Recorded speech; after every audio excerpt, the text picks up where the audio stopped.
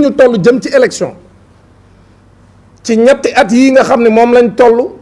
ak li fi xew képp kuy sénégalais liy xew des fois da nga siy am gàcce ndaxte ñun réewum Sénégal comme ni ko doyen Habib ubbee sànq ñun réewum teraanga lañ yàgg naa am adversité politique fii ci Sénégal yàgg nañoo dem ci élection fii ci Sénégal mais lii xew ci élection yi Sénégal yi ces dernières années depuis surtout 2019 ak léegi lii xew Sénégal musuta am Sénégal lii nga xam ne moom la techniciens yi démontré léegi nii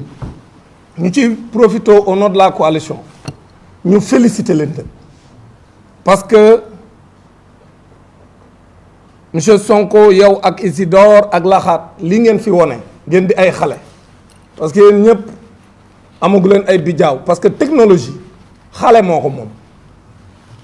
te ñoom bu ñu fàttalikoo tuuti dañ doon wax ni Pastef ay xale la àndal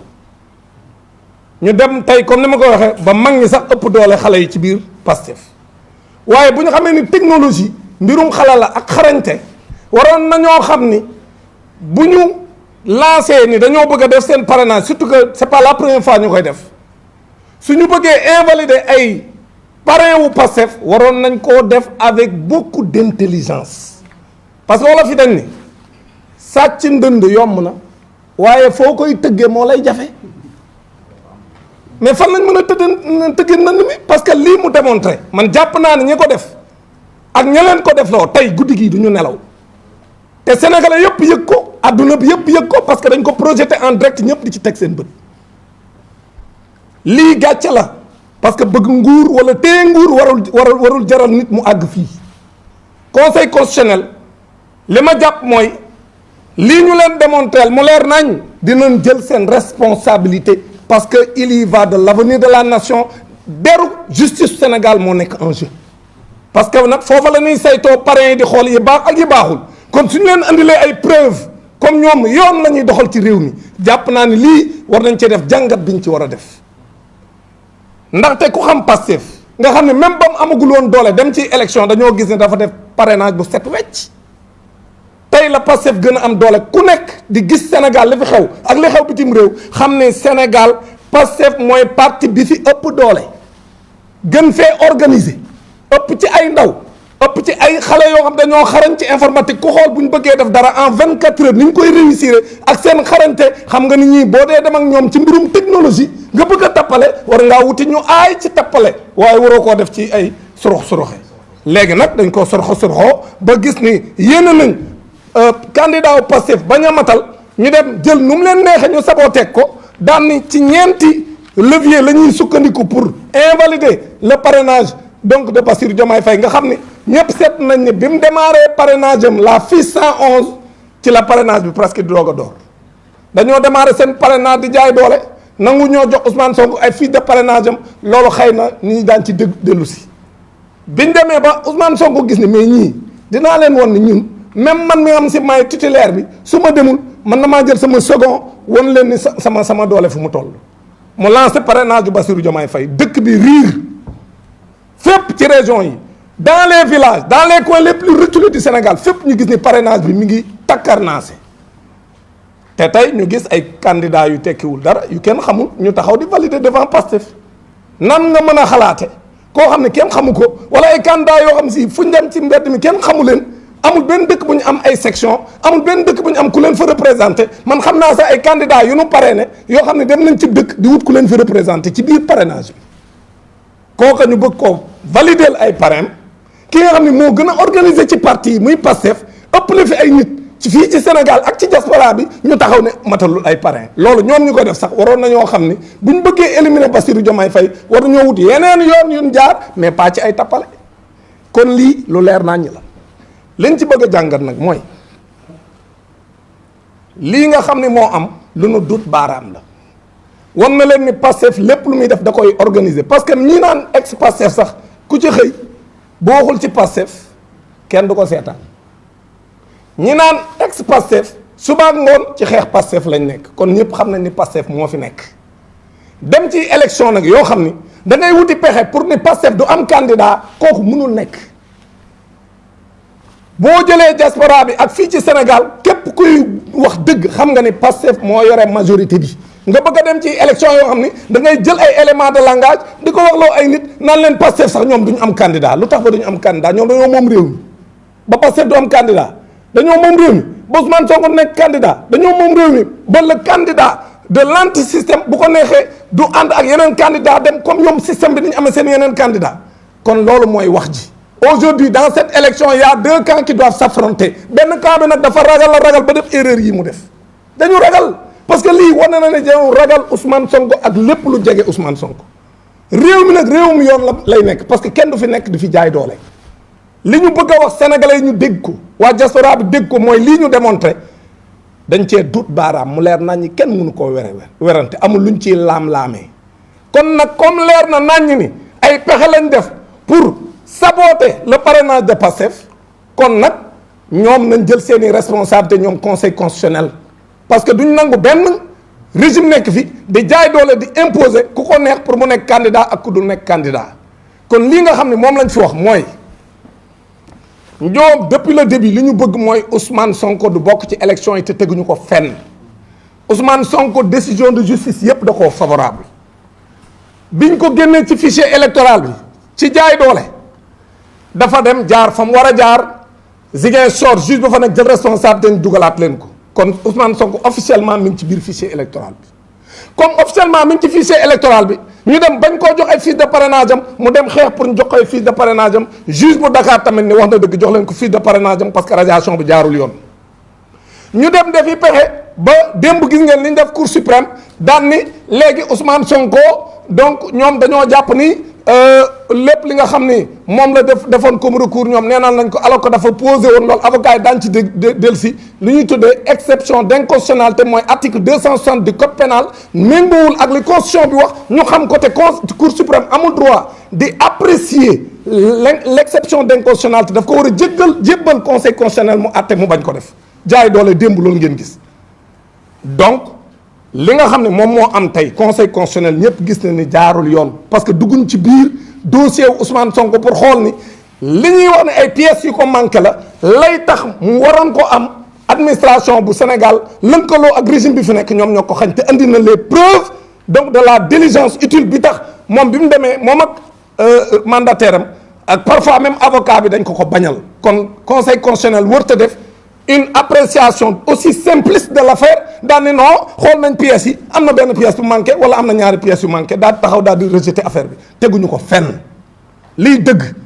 mooy Ousmane Sonko est candidat conseil constitutionnel na teg mbir mi ci yoon Ousmane Sonko mënuñu apprécier dossier comme ni ñu apprécier ñeneen ñi parce que moom rek cote moo ci nekk ci candidat yi koo xam ni moom dossier dafa am contentieux te contentieux boobu dafa am loo xam ne moom justice su Sénégal moo ko ci jox dëgg administration bu Sénégal défier la justice sur instruction du président de la République et de son ministre de l'Intérieur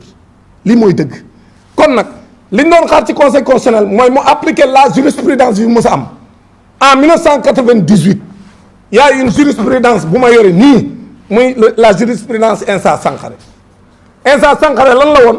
mooy conseil constitutionnel vous l'avez vu le document est là qu'on peut partager Insa Sankaré dañ doon dem élection le 3 avril 1998 mu dem di déposer caution booba du woon CDC comme tey booba trésorier général moom moo doon jël xaalis bi caution bi booba ci élection député tolloon ci 3 millions bi mu demee di ko déposer après 18 heures mu ñëw fekk ni trésor tëj na ay buntam alors que la loi disait minuit la ñu war a tëj léegi mu dem wuti huissier ni ko kaay constaté ko ñoom tëj nañ mu dem ministère de l'intérieur leen dem naa pour verser waaye tëj nañ ñun ko ñun suñu yoon nekku ci ndaxte xaalis bi trésor a ko war a jël mu bàyyi ba ca altine ja juróom-benni fan le 6 avril 1998 mu dem trésor versé 3 millions daal di jël quittance ban ko jox le numéro de la quittance est là bi mu versé xaalis bi ñu jox ko le numéro de la quittance numéro de quittance bi mi ngi nekkoon numéro 88 98 36 buy wane ni versé na xaalis bi muy caution bi les 3 millions au niveau des caisses du trésor mu jël numéro quittance bii la jël ak reçu ban ko jox numéro quittance boobu ñu ko jox moom la jël boole ak PV de constat bi huissier bi defoon wax ne ñëw na avant ñuy tëj délai yi nga xam ne moom lañ fixé woon pour tëj dépôt de cautionnement bi bi mu defee loolu yóbbu ko conseil constitutionnel dans sa séance du 15 avril 1998 le 15 avril 1998 le conseil constitutionnel réunir daal di jël pièces yi mu déposé naan déposé wu ko dans les délais mais dafa wax moom conseil constitutionnel ci décision bi nga xam si moom la rendre moom le conseil constitutionnel on était le 15 avril 1998 mu ni constatant que moom li nga xam ni moom am na ko retard ci versement bi la ko waral jógewul ci moom c'est une défaillance c'est ça que dit le conseil constitutionnel considérant que c'est une défaillance de l'administration pour laquelle son parti ne doit pas être pénalisé d'autant que l'exigence de l'attestation du dépôt de cautionnement délivré par le trésorier général et la sanction de l'irrecevabilité résulte d'une modification toute récente du code électoral et le conseil constitutionnel déclare la liste du Rassemblement pour le progrès, la justice et le socialisme, la liste est recevable. mu ni kon nag dafa seetlu ni lii nga xam ni moom lañ teg mandataire liste bii en 1998 mu ne naam versé wu ko ci délai yi ba mu koy versé délai ba jàll na parce que ajjuma la woon ñetti fan ci weeru avril ca minuit trésor tëj avant minuit dem ñoom agent yi trésorier dem ñibbi moom mu ñëw war a versé ñu bañal ko mu dem daa dem versé ca altine juróom benn fan ba mu ko defee yóbbu ay këyitam wane loolu la ñuy wax les diligences utiles waneel am les preuves que moom li mu versé mënu ko woon a versé àjjuma waaye altine la ko mënoon versé waa léegi lan la conseil constitutionnel bii defoon loolu tey Ousmane Sonko pour les mêmes raisons mu dem pour jëli ay fiches de parrainage am ñu xañ ko parce que ca ba ñuy waajal parrainage bi dañoo wut ay numéro parce que lañ ca doon wut mooy Ousmane Sonko lañ bëggoon bloqué lépp dañ koo waajal pour que bu amul numéro mu defaree fiche boppam bu nuroo fiche yëpp parce que fiche Ousmane Sonko moom fiche yëpp a nuroo lenn rek la amul mooy numéro parce que ñoo ko bañ a jox léegi bi loolu amee kon conseil constitutionnel amoon na toutes les preuves pour étudier le dossier de Ousmane Sonko te gëm nañ ñun ni conseil constitutionnel loolu lay def parce que comme nee nañ avocat yi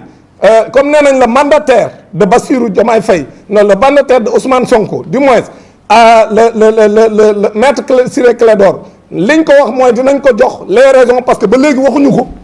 fan lañ sukkandiku ba mënuñu étudier parrainage am parce que parrainage am amul problème parce que ay député ñoo ko parrainé léegi nag kon ñi ngi xaar conseil constitutionnel dugg ci fond dossier bi bu duggee ci fond dossier bi gis ni ñaari pièces yooyu ñuy wax ne amu ko am na ko parce que joxe na quittance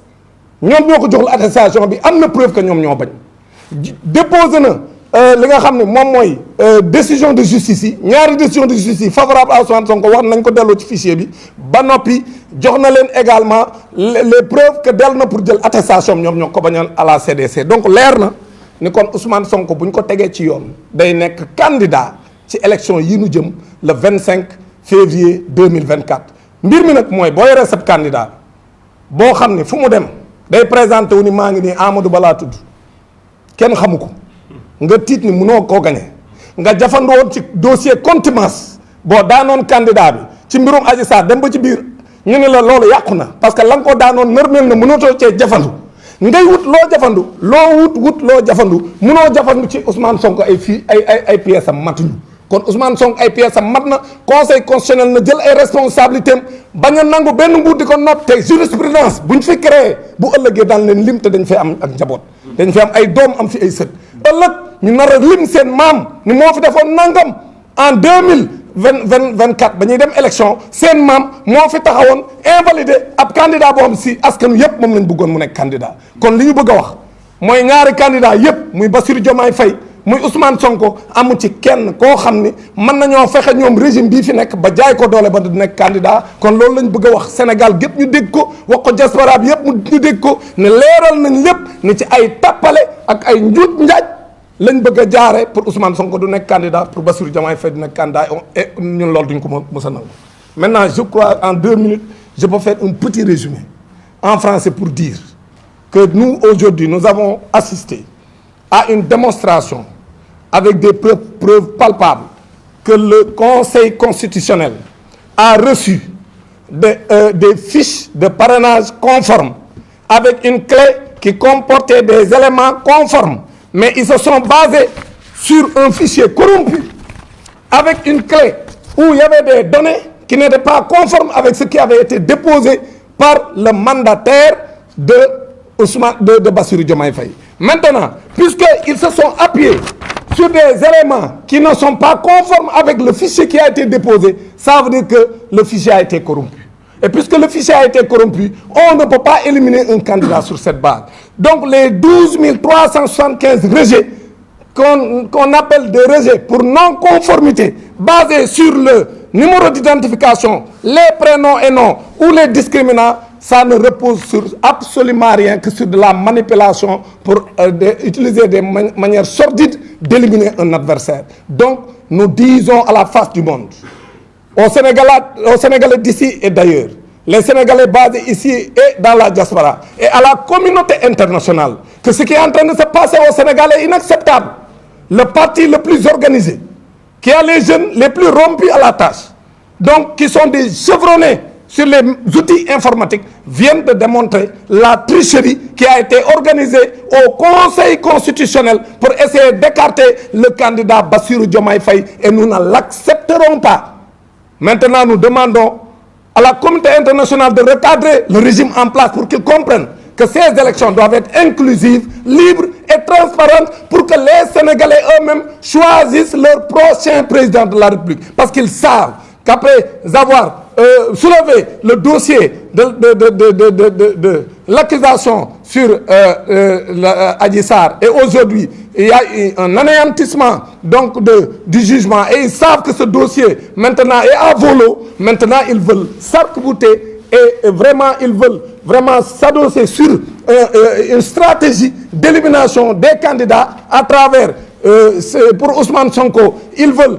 ne pas étudier son dossier alors qu'il a déposé des pièces qui peuvent remplacer la fiche de parrainage qu'on refuse de lui donner, et parce qu'il a été parrainé par 13 députés et le parrainage parlementaire existe au niveau de notre réglementation pour les élections. Également pour Bassirou Diomaye Faye, il a déposé un nombre de parrains conformes, parce que pour un candidat qui, lorsqu'on lançait le parrainage, n'avait pas encore son fichier Ousmane Sonko, il lance son numéro 2 pour montrer à la face du monde que c'est lui le candidat majoritaire. Et son numéro 2, lorsqu'on a lancé son parrainage, c'est ce jour-là qu'on a compris que le parrainage a commencé au Sénégal. Partout dans le pays, dans les villages les plus reculés, dans les villes, les gens appelaient pour parrainer. Donc ceux qui ont parrainé peuvent aujourd'hui avoisiner au moins 2 millions de parrains. Donc si on lui demande, si on dit qu'il n'a même pas 45 000 parrains, ça veut dire que ce n'est pas sérieux. Et aujourd'hui, on ne peut pas accepter que Bassirou Diomaye Faye soit éliminé sur la base d'une tricherie. Et nous le disons clairement à la communauté internationale, nous le disons clairement au président Macky Sall, nous le disons clairement au président du Conseil constitutionnel, pour qu'on laisse quand même le jeu électoral se dérouler, que le processus ne soit pas corrompu et qu'on aille aux élections et que les Sénégalais choisissent librement leur prochain président de la République, Inch'Allah, qui s'appellera, si on respecte la réglementation en vigueur, M. Ousmane Sonko, parce que c'est ça qui est dans le cœur des Sénégalais. Je vous remercie.